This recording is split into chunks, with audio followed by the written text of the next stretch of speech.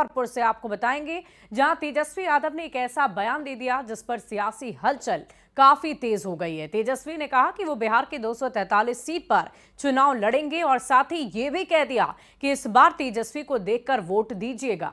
तेजस्वी के इस बयान के कई सियासी मतलब निकाले जा रहे हैं। 243 सीट पे तेजस्वी चुनाव लड़ेगा। नेता प्रतिपक्ष तेजस्वी यादव के एक बयान ने महागठबंधन ही नहीं बल्कि पूरे बिहार की सियासत को सुलगा दिया है। मुजफ्फरपुर में तेजस्वी यादव ने एक बड़ा बयान देते हुए कहा कि वो बिहार के 243 सीट पर चुनाव लड़ेंगे। नेता प्रतिपक्ष ने जनसभा को संबोधित करते हुए इस बार तेजस्वी को देखकर वोट दीजिएगा, ऐसा भी कहा। 243 सीट पे तेजस्वी चुनाव लड़ेगा। चाहे काटी हो, मुजफ्फरपुर हो, बौछा हो, गाय घाट हो, सब लोगों से अपील है कि तेजस्वी को देख करके वोट दीजिए। बिहार को आगे ले जाने का काम करेगा। तेजस्वी के इस बयान से बिहार में सियासी खलबली मच गई है। एक तरफ कांग्रेस और आरजेडी तेजस्वी के बयान का ये कहकर समर्थन कर रही है कि महागठबंधन के तमाम दल एक साथ मिलकर चुनाव लड़ेंगे। इस बयान का मतलब यही है, तो एनडीए तेजस्वी के बयान के बहाने महागठबंधन पर तंज कस रही है। तेजस्वी यादव जी, दिवा स्वप्न देखना बंद करिए। अकेले पूरे बिहार की सीटों पर लड़ने का दम आप में नहीं है। ऐसी बयानबाजी कर आप कांग्रेस पर, अपने महागठबंधन के घटक दलों पर दबाव बनाइए। बिहार की जनता को आपके चेहरे पर भरोसा नहीं। क्या आप कहना चाहते हैं कि आपके चेहरा को देखकर बिहार की जनता वोट दे? पता है आपको, आपके चेहरा से चारा घोटाला का दाग है, आपके चेहरा में अलकतरा घोटाला का दाग है। बड़बोलापन है उनका। 243 सीट में लड़ेंगे, मुझे देख करके दीजिए। क्या किया है आपने बिहार की राजनीति में भाई, सिवाय इसके कि चारा घोटाला, युवा और युवतियों से नौकरी के बदले में जमीन और संपत्ति हड़पना, और महागठबंधन के नेताओं को सोचना है, जो घटक दल है उनके नेताओं को, कि उनका वजूद फिर इनकी नजरों में है का। उन्होंने ठीक ही कहा कि 243 सीटों पर चुनाव लड़ेंगे। इंडिया महागठबंधन पूरी मजबूती के साथ, पूरे संकल्पों के साथ, पूरे विचारों के साथ, एक दूसरे के प्रति सम्मान का भाव रखते हुए समन्वय के साथ चुनाव मैदान में जाने का काम करेगी। इंडिया अलायंस के स्टैंडिंग कमेटी के चेयरमैन तेजस्वी यादव जी हैं। उनके साथ सभी घटक दल ने परस्पर तरीके से सारी बातों को रख के ये डिसाइड किया कि इंडिया गठबंधन एकजुट होकर बिहार के मुद्दों को, बिहार के जनता के अधिकार की बात करेगी और एक साथ मिलकर 243 सीटों पर लड़ेगी और इंडिया गठबंधन वोट जोड़ वाले सरकार को हरा देगी। तेजस्वी के इस बयान के कई सियासी मतलब निकाले जा रहे हैं। महागठबंधन में सीएम फेस को लेकर खटपट चल रही है। कांग्रेस तेजस्वी का चेहरा मानने को तैयार दिख नहीं रही। दूसरी तरफ सीट को लेकर भी प्रेशर पॉलिटिक्स का खेल चल रहा है। क्या ऐसे में तेजस्वी ने ये बयान देकर महागठबंधन के दलों पर दबाव की राजनीति का नया दाव खेल दिया है? न्यूज़ 18 के लिए मुजफ्फरपुर से प्रियांक सौरभ और पटना से आनंद अमृतराज की रिपोर्ट। और खबर आपको मुजफ्फरपुर के कांटी से बताएंगे, जहां नेता प्रतिपक्ष तेजस्वी यादव ने एक बार फिर नीतीश सरकार पर हमला बोला है। तेजस्वी यादव ने कहा है कि नीतीश सरकार सिर्फ और सिर्फ नकल करती है, इनके पास कोई भी विजन नहीं है। तेजस्वी आगे आगे हैं और सरकार पीछे पीछे।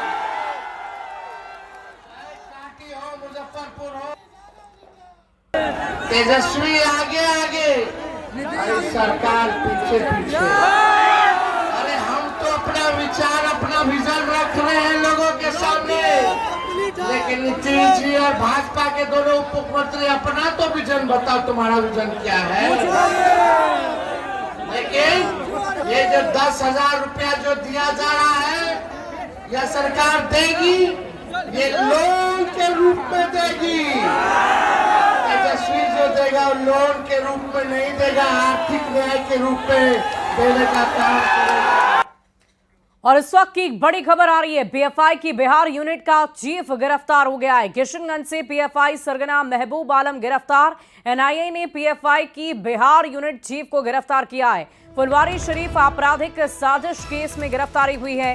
महबूब आलम देश विरोधी गतिविधियों में शामिल था। बड़ी खबर आपको बता रहे हैं, पीएफआई की बिहार यूनिट का चीफ गिरफ्तार। किशनगंज से पीएफआई सरगना महबूब आलम गिरफ्तार कर लिया गया है। एनआईए ने पीएफआई की बिहार यूनिट चीफ को गिरफ्तार किया है।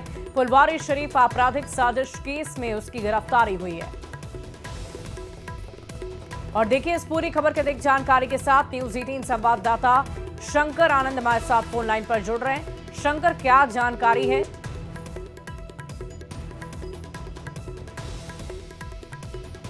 और देखिए इस पूरी खबर के अधिक जानकारी के साथ न्यूज 18 संवाददाता शंकर आनंद हमारे साथ फोन लाइन पर जुड़ रहे हैं। शंकर, क्या कुछ जानकारी है आपके पास इस संदर्भ में? देखिए, केंद्रीय जांच एजेंसी एनआईए ने एक बड़ी कार्रवाई को अंजाम देते हुए प्रतिबंधित संगठन पॉपुलर फ्रंट ऑफ इंडिया यानी कि पीएफआई के बिहार जो राज्य अध्यक्ष हैं, जो पीएफआई का एक कहा जा सकता है बिहार में जो चीफ रहे हैं, महबूब आलम उर्फ महबूब आलम नदवी को गिरफ्तार किया गया है। पिछले काफी समय से इनके खिलाफ तफ्तीश की जा रही थी और अब आखिरकार उसे गिरफ्तार कर लिया गया है। और जिस तरह से इसकी गिरफ्तारी की अगर बात करें तो इसकी गिरफ्तारी ये बिहार से हुई है। बिहार, हालांकि ये बिहार में कटिहार के रहने वाले हैं। बिहार में कटिहार में एक स्थान है हसनगंज, वहां का ये निवासी है और पिछले काफी दिनों से इनके खिलाफ तफ्तीश की जा रही थी। और जिस तरह से अगर पूरे मामले की अगर बात करें तो जो फुलवारी शरीफ मॉड्यूल है, उस फुलवारी शरीफ मॉड्यूल में ये 19वीं गिरफ्तारी है। अब तक 19 आरोपियों के खिलाफ चार्जशीट दायर किया जा चुका है और अब तक 19 लोगों की गिरफ्तारी हुई है। वाकई शंकर, ये एक बड़ी सफलता है और बहुत बहुत शुक्रिया आपका हमारे साथ जुड़ने के लिए, तमाम जानकारी के लिए। पीएम मोदी की मां का एआई वीडियो बनाने के मामले में दिल्ली पुलिस ने कांग्रेस पर एफआईआर दर्ज कर दी है। दिल्ली के नॉर्थ एवेन्यू थाने में केस दर्ज किया गया है। एफआईआर में कांग्रेस और कांग्रेस पार्टी के आईटी सेल का नाम है। बीजेपी की तरफ से की गई शिकायत पर एफआईआर दर्ज हुए हैं। वहीं कांग्रेस पर एफआईआर दर्ज होने के बाद सियासत काफी गर्म हो गई है। देश ही अदालत और थानों के हवाले है। हर छोटी बात पर मुकदमा कर दो, पुलिस भेज दो, ईडी भेज दो, सीबीआई भेज दो। भैया ये गोली बंदूक सिपाही कितने दे और सच कहने की कहो मनाही कितने दे? सबको पता है कि भारतीय जनता पार्टी बिहार में और देश में किस तरह से अपसंस्कृति के माहौल को बढ़ावा देती है, किस तरह से भाषाई उन्माद फैलाती है। भारतीय जनता पार्टी के नेताओं को इस बात का भी जवाब देना चाहिए कि केंद्रीय मंत्री गिरिराज सिंह ने किस तरह से आपत्तिजनक। सबको पता है कि भारतीय जनता पार्टी बिहार में और देश में किस तरह से अपसंस्कृति के माहौल को बढ़ावा देती है, किस तरह से भाषाई उन्माद फैलाती है।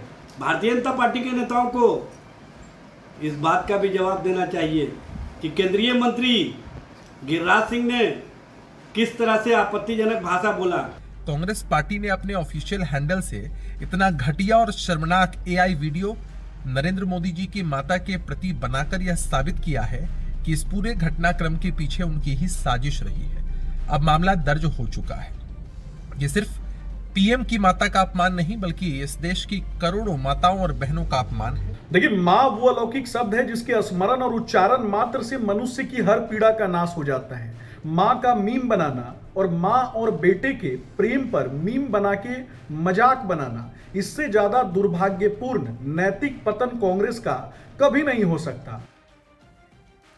रोहतास के डेहरी में बिहार बदलाव यात्रा के दौरान प्रशांत किशोर ने लालू प्रसाद पर चुटकी ली है। पीके ने कहा कि लालू प्रसाद कुछ करें ना करें लेकिन बिहार के सबसे अच्छे पिता जरूर हैं।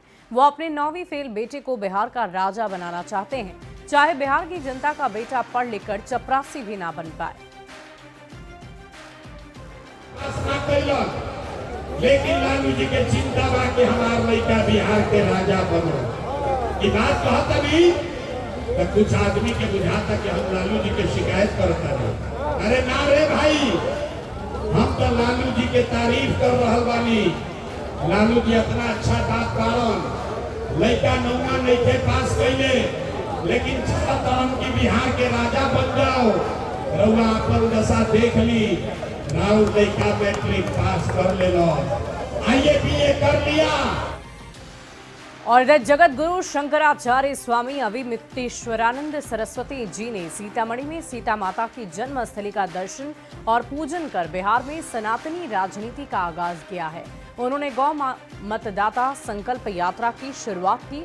सीतामढ़ी से इसकी शुरुआत की गई है और इस मौके पर उन्होंने कहा है कि बिहार के सभी विधानसभा क्षेत्रों में गौ भक्त प्रत्याशी होंगे और चुनाव भी लड़ेंगे। साथ ही उन्होंने कहा है कि सनातन धर्म की रक्षा तभी संभव है जब हम गौ माता का संरक्षण करें। उन्होंने सभी लोगों से आग्रह किया है कि आगामी विधानसभा चुनाव में केवल उन्हीं प्रत्याशियों को वोट दें जो गौ रक्षा को लेकर स्पष्ट और दृढ़ संकल्पित हों। यहाँ सीतामढ़ी में आपने ये शपथ ली है तो आपको वोट देने के लिए कोई प्रत्याशी भी चाहिए। तो हम ये चाहते हैं कि आप लोग यहाँ पर एक सनातनी दल घोषित करिए, अघोषित रूप से, पंजीकरण नहीं है हमारा, लेकिन एक दल बना लीजिए कि हम सनातनी दल हैं, सनातन की राजनीति के पक्ष में हैं, हम गौ माता की रक्षा चाहते हैं और उसमें कुछ लोग जुड़ जाएं, उसकी बैठक हो। हम चाहते हैं कि यहाँ पर एक रामा गौ धाम बने हर विधानसभा में बिहार के। और बागेश्वर धाम सरकार पंडित धीरेन्द्र कृष्ण शास्त्री उर्फ बाबा बागेश्वर गयाजी पहुंचे हैं। 3 दिन के गयाजी प्रवास के दौरान बाबा बागेश्वर अपने समिति भक्तों के बीच ही त्रिपिंडी श्राद्ध, पिंडदान, तर्पण कराएंगे, साथ ही भागवत कथा भी करेंगे। बाबा बागेश्वर 16 सितंबर तक गयाजी में रहेंगे। उन्होंने कहा है कि पड़ोसी देशों में जो भी हो रहा है उससे अपने देश को भी अलर्ट रहना चाहिए। भारत अभी विचारों में घोषित रूप से हिंदू राष्ट्र है। भारत हिंदू राष्ट्र हो, इसके लिए 7 नवंबर से 16 नवंबर तक दिल्ली से वृंदावन तक की यात्रा करेंगे। राष्ट्र हो और हम 7 नवंबर से 16 नवंबर तक दिल्ली से वृंदावन तक की जो पदयात्रा है उसके लिए भगवान विष्णु पाद के चरणों में प्रार्थना है। लेकिन पड़ोसी देशों से हम लोगों को अपने देश की स्थिति के लिए भी बहुत चिंतित रहना चाहिए, बहुत अलर्ट रहना चाहिए। सामाजिक समरसता की बहुत आवश्यकता है देश को बचाने के लिए, देश में शांति स्थापना के लिए सनातन ही एक ऐसा माध्यम है जो वसुधैव कुटुंबकम के मार्ग पर चला।